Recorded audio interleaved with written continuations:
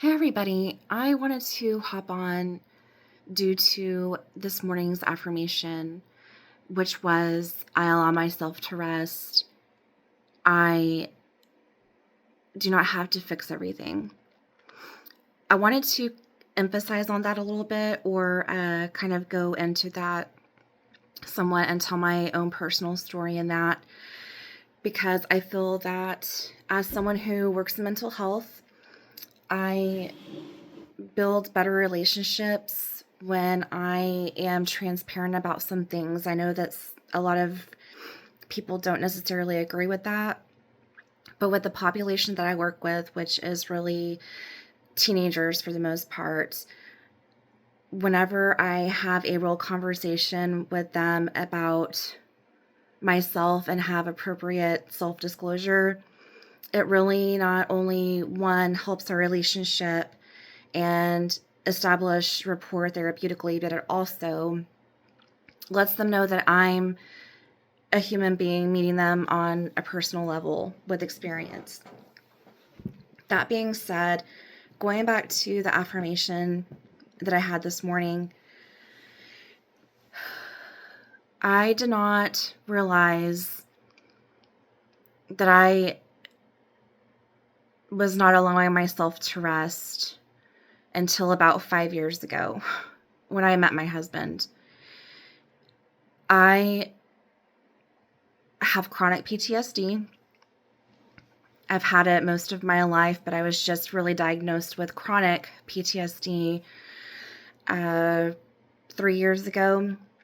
I'd known that I've had PTSD since I was 14, and I've been in and out of therapy since 14 myself. And I've learned a lot. I've had to also unlearn a lot. Once I realized that a lot of my symptoms come from conditioning that I went through whenever I was a child, and having to break myself of those symptoms and patterns has not been an easy thing for me to do. When it comes to rest, I grew up in a household from the time I was about 8 years old all the way up to 35, where I was basically conditioned to believe that if I wasn't killing myself physically, I was not putting in the work. Most of my adulthood, from age of 18, I had 2 jobs. If I didn't just have 2 jobs, I had 2 jobs and I was going to school and raising kids at some point. And not always as a single mom, which is something I can get into later if anybody is interested, but that's neither here nor there. My lack of rest, I think, started when I was 8. And basically, I was told that if I didn't do things in a fast way, and if I didn't figure out how to do things fast, efficiently, that I was lazy. Lazy was like the worst word anybody could ever call me. I still have problems with that word today, just because I have a new perception or a new perspective on the word anyway. And when you're a child and you're raised in that kind of environment where not only do you have to be hyper vigilant anyway because you feel like every little thing that you do is going to get you in trouble, you not only struggle with sleep, but you also become this perfectionist where if anything in your life that you've planned out goes awry, you're a failure. Or if you don't make an A in a class, you're a failure. Or you deserve to be punished. And that's very detrimental I was raised that vulnerability was weakness. I was raised that crying was weak, that I did not need to honor my emotions. In the environment that I grew up in for about 5 years, I was so disconnected from myself and my body. It was dissociation in the most heart-wrenching way imaginable. And being in the position that I am right now and studying the things that I have through my school and my career, I think it's fascinating how there are things like multiple personality disorder or dissociative identity disorder, which is what multiple personality disorder is currently. They renamed it in the DSM.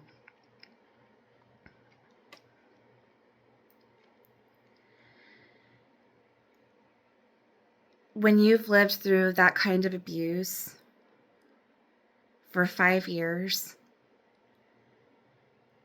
there are parts of yourself that don't feel like you.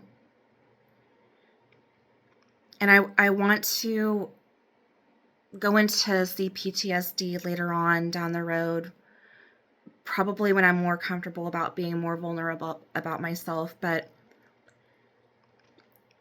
I came to realize about 5 years ago that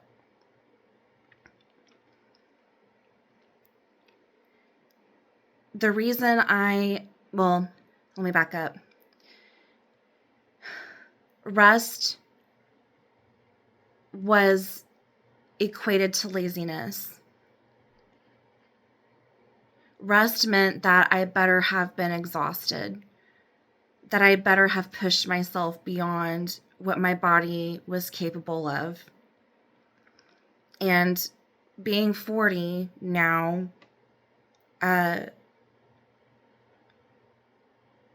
my body has paid the price in a lot of ways. So much so that I am on a journey to not be a statistic, especially when it comes to surgeries, when it comes to pain medication. I don't want to repeat patterns. I don't want to repeat generational patterns that I know I should be breaking. I was never raised to believe that rest was a sacred thing. And growing up in the environment that I did, it was my job to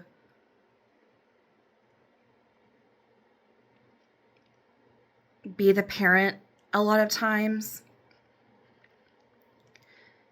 So when it comes to dissociation and PTSD especially, they're going back to parts. It's like these parts are different kinds of personalities that you have to develop because there's a sense of lack within the family. There's a lack of sense or a lack of presence from a parent or a sibling or whatever. And I'm the oldest child, and being female, it was expected of me to be maybe not perfect, but have it all together in a world and environment that was not at all together. And that put a lot of pressure on me. I had to grow up very early. I don't think I really properly got to mourn my parents' divorce. I was very angry after my parents got divorced. No one really sat down with me and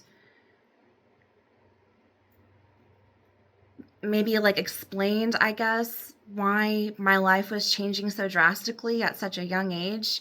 And maybe even if they had, it wouldn't have registered to me whenever I was 7. I mean, 7 is such a young age, but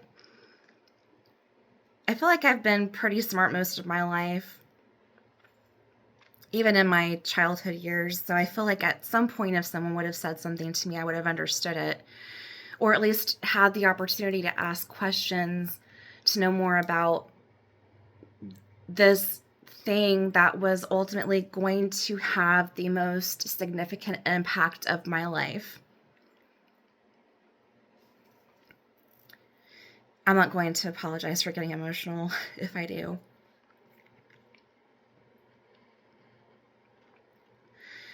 I have a hard time with the concept of play. I never really got to do that growing up. I never really had much in my years from age 8 to 12. So I delved a lot into music and art. Those music and art saved me. And I found myself through writing, through listening to melodies over and over again, to teaching myself how to play guitar, to singing. Like, singing was probably the biggest coping skill that I had, because I could listen to a song, and if I related to it, or if I resonated with it, the melody and the lyrics, I would feel that someone was speaking the words that I wish I could say, but I wasn't able to, because for 5 years I was told children are to be seen and not heard.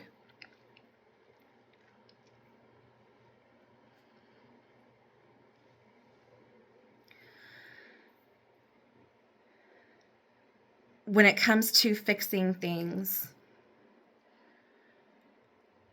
I've heard so many people coin the term savior complex, and I don't like that.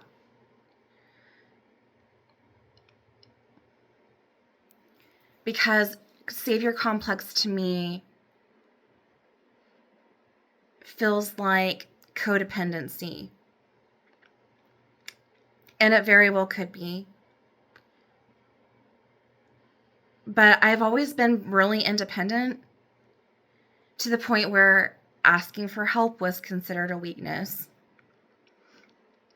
And I've never been the kind of person that just like preys on people who may be struggling, especially men. Preys on people who could be struggling, and I'm like, you know what? Today I'm going to try to save them. Number one, that's just exhausting. Just trying to like find somebody who needs saving just seems exhausting for me, but it also seems like very narcissistic in a weird way. Number two, I've never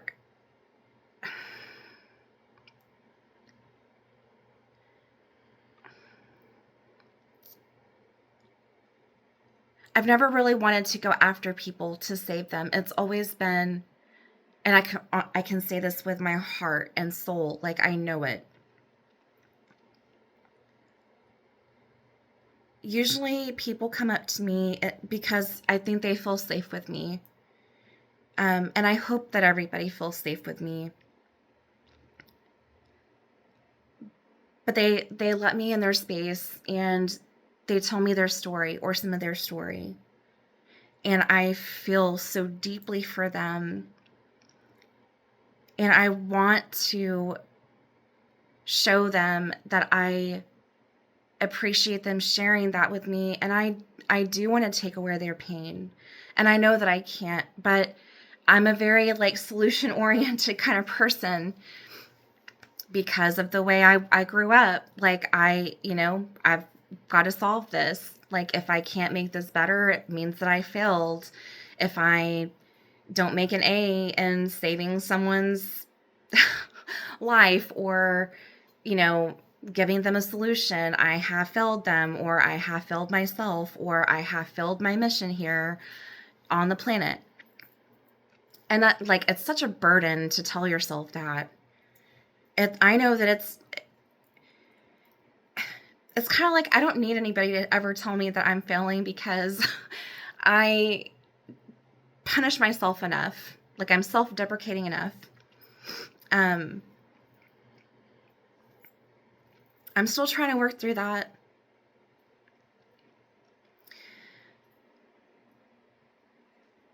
When I say affirmations,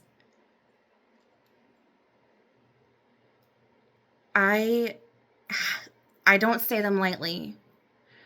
I say them with the utmost intent and meaning, and it comes from my heart. And I have had to learn so many lessons when it comes to rest, to the point where, like, if I rest, my body is so dysregulated and my nervous system is so dysregulated because it's literally freaking out.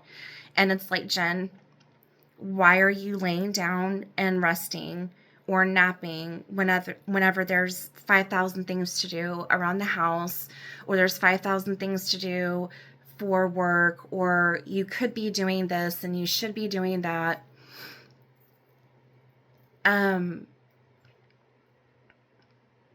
My body hurts from relaxing, and I don't know how to describe it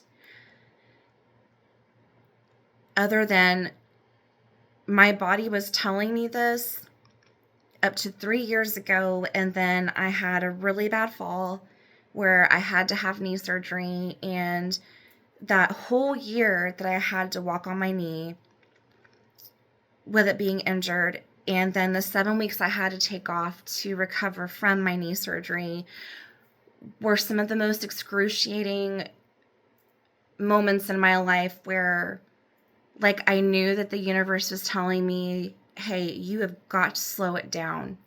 You have got to find some peace and breathe through the pain of your nervous system being dysregulated, but also losing that independence that you've relied on for so long, and let your body just recover and take a break from your mind and really go into what it is that you're avoiding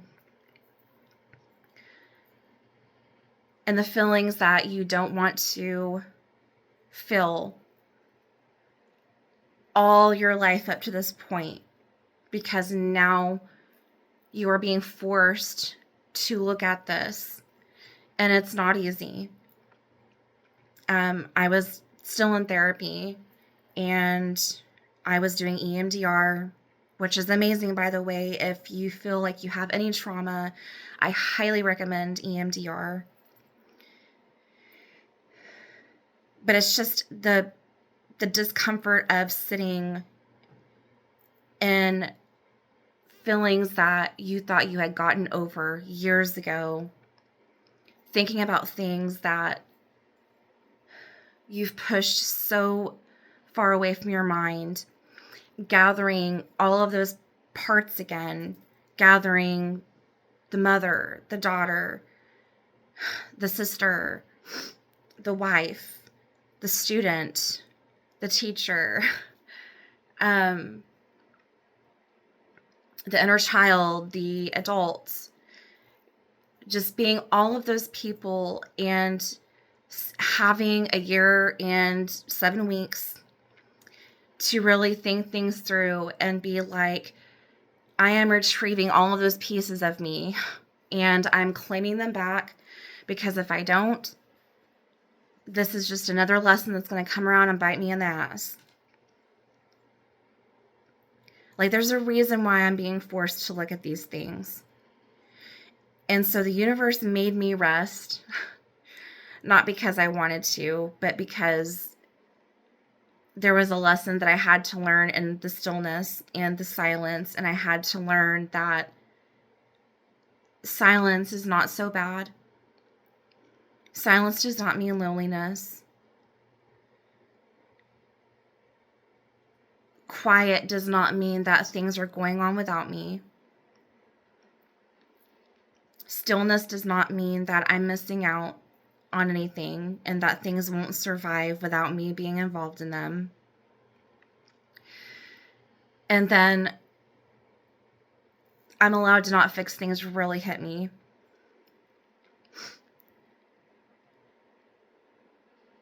I feel everything and everyone's energy so much that I will take it on as my own, and that is something that I need to work on. I'm really aware of that, and I've been working on it for a long time. That's also something that I've been conditioned from a child's standpoint to take on. Like, I've grown up thinking that if I take on everyone's problems and everyone's emotions, then I can take away their pain. And my name is not Jesus. I'm not a superhero. I'm just someone that cares deeply, and I want to be there for people and help them with whatever they're going through. And if I can just sit with someone and give some guidance and let them know, like, you're not alone in this. It's kind of like me writing a song. Like, I'm able to give someone perspective that they can relate to and they don't feel so alone. And maybe it will help them sing and find their own voice later on. But during the time that I had to take that time off, I had to trust my body enough and come down to body awareness enough to know that my body needed to fix itself and my mind needed to fix itself. And I could literally feel my soul calling for it before I got injured. But I'm stubborn and I didn't listen. And I am so used to being in survival mode and saying yes to everything and everybody that boundaries was another thing that I had to take a good look at. And freezing and fawning and fight, those responses, flight.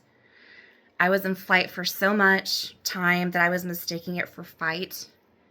And with all the yeses I was saying that were not true to what I really wanted to say, were fawning, and it was against my will. And it was me having some really shit boundaries. And I have really had to reflect on that.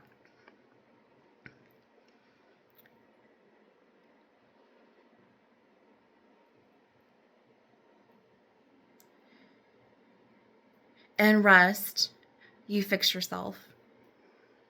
Maybe not all the way, but you're allowing yourself, you're choosing peace enough to feel and trust your body to do what it's supposed to do.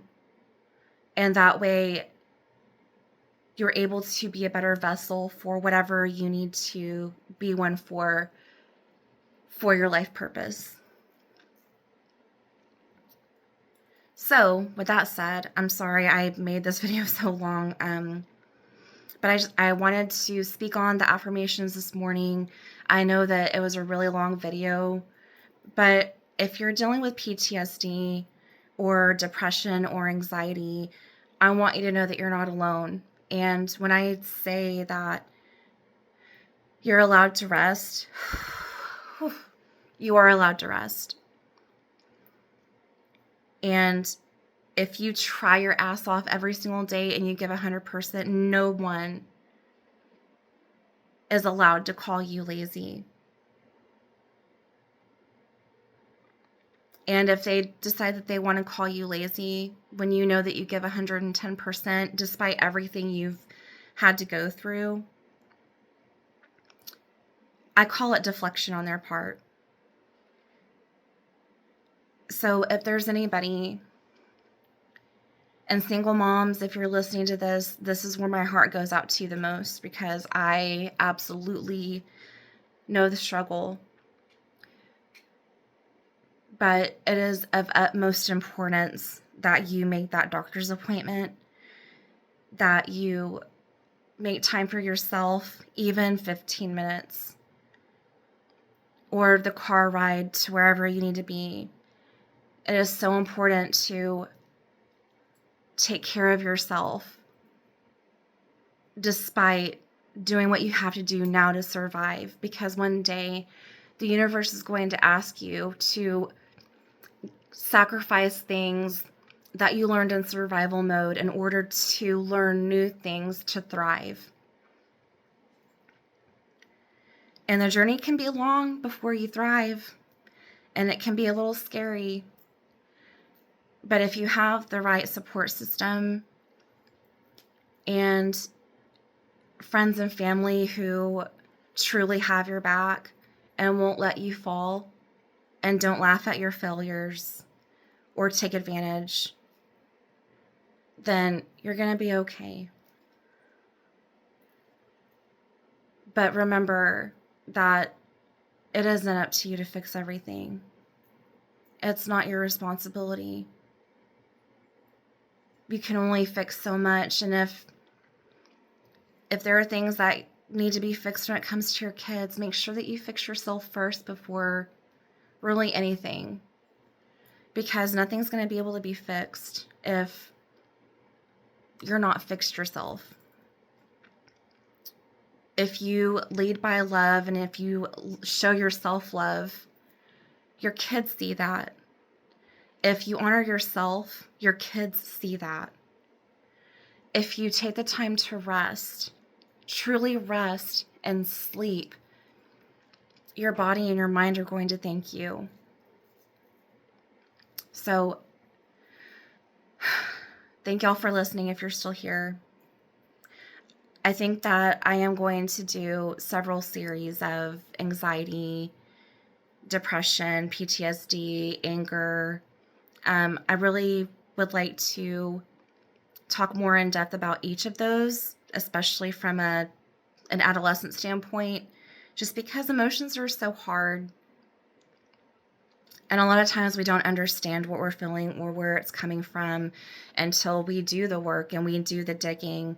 And man, if you're digging, it doesn't feel good a lot of times, but there is always a light at the end of the tunnel if you're really wanting to do that work and take accountability and responsibility for yourself and your healing. So that being said, I will see you guys tomorrow for another affirmation. Let me know if you like my mouse rat shirt, if you know where that comes from. And I wish all of you all the love and joy and good quality sleep and rest for the night. I'll see y'all soon.